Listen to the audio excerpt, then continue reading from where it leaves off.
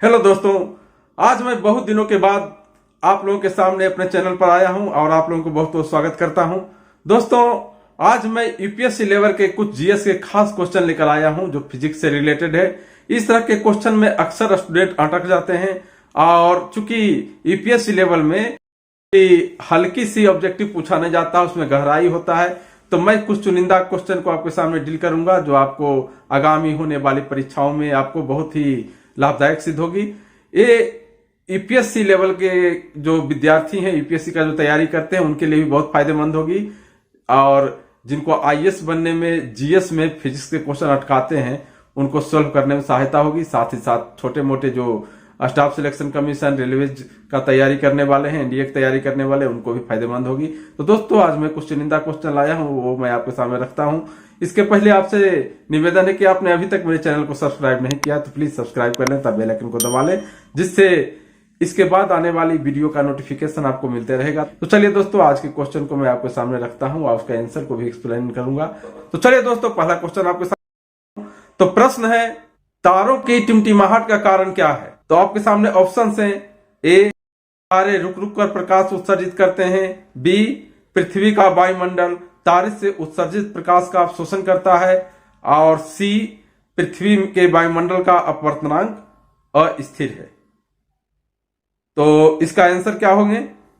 तारे क्यों टिमटिमाते हैं? दोस्तों, आज मेरे सामने बोर्ड नहीं है, तो मैं इसको बोर्ड अगर रहता तो मैं एक्सप्लेन कर देता। ऐसे आप समझिए कि देखिए, प्रकाश क्या है?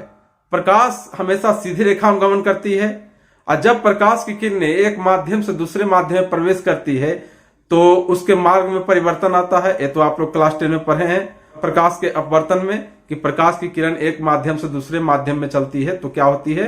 अपने पथ से विचलित हो जाती है। तो दोस्तों, ये अपने पथ से विचलित क्यों होती है? प्रकाश की किरण एक माध्यम, मान लेते हवा से अगर पानी में आएगी तो वह सीधा क्यों नहीं रहेगी, क्यों विचलित हो जाती है? क्योंकि प्रकाश माध्यम के अनुसार, माध्यम के घनत्व के अनुसार प्रकाश के चलने की जो गति होती है वो तेज या धीमा हो जाती है, जिसके कारण उसके अपवर्तनांक में अंतर आ जाता है। तो अपवर्तनांक में अंतर आने से क्या होता है? उसकी एंगल ऑफ इंसिडेंट और एंगल ऑफ रिफ्लेक्शन है, उसमें अंतर आ जाता है। यानी एंगल ऑफ रिफ्लेक्शन माने अपवर्तन कोण क्या होता है? कम या बढ़ जाता है।